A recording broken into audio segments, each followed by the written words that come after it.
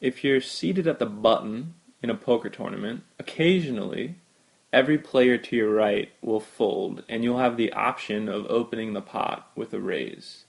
Usually you do this with a strong hand.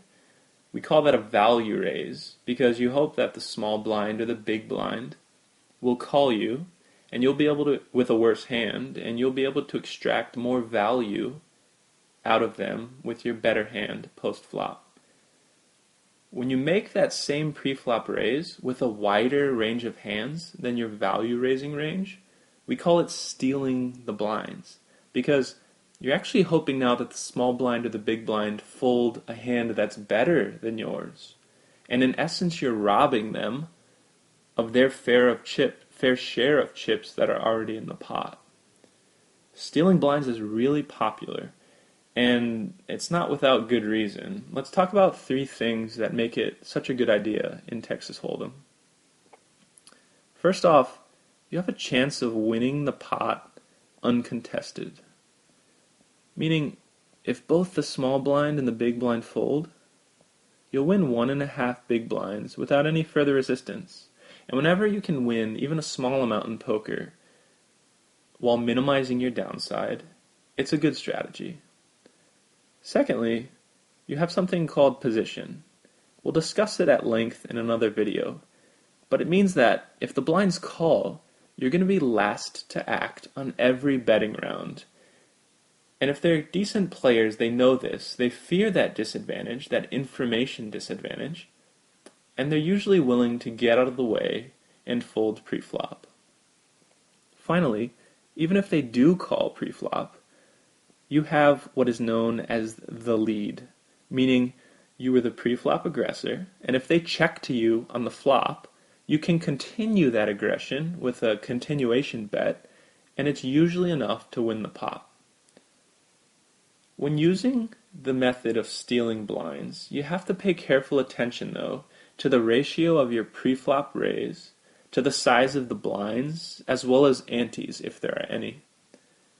Let's work through a chip example, a hand with actual chip values, to demonstrate the concept even further.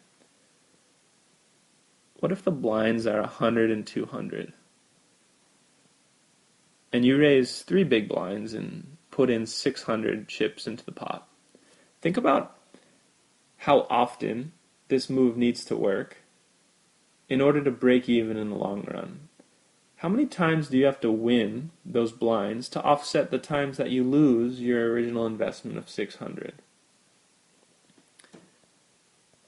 Let's say one time we play the hand and it doesn't work. One of the blinds has something good, they re-raise all in, and we're forced to fold. We'll lose 600 chips. When the steal works, we're getting 300. The sum of the small and the big blind. For every time we lose, we actually have to win twice, so that our profit of 600 equally offsets our loss of 600. In other words, we have to win 2 out of every 3 hands. 66% of the time, our steal has to be successful for us to break even in the long run. But that's with a pre-flop raise of 3 big blinds. Could we lower that break-even threshold if we lowered the size of our pre-flop raise? Well, let's take a look. What if we raised the minimum 2 big blinds? So we stick 400 in the pot. Let's take a look at what that does to our break-even threshold.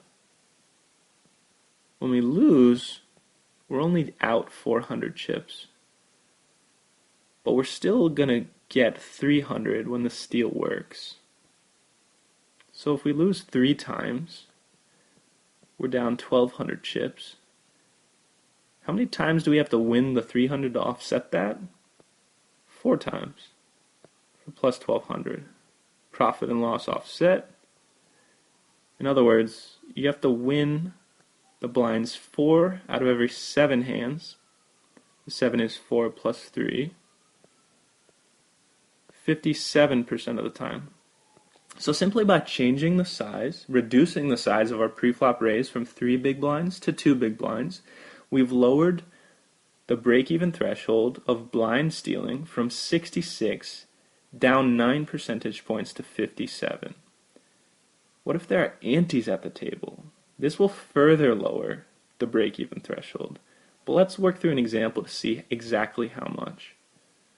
So in this example, there's we'll raise 2 big blinds, but there's also antes. Let's say the antes are 50 at our given table. There's 9 players, so that means there'll be an additional 450 chips in the pot pre-flop. We'll still be losing 2 big blinds when the steal doesn't work. But when it works, it's blinds plus antes that we're winning, for a total of 750 chips.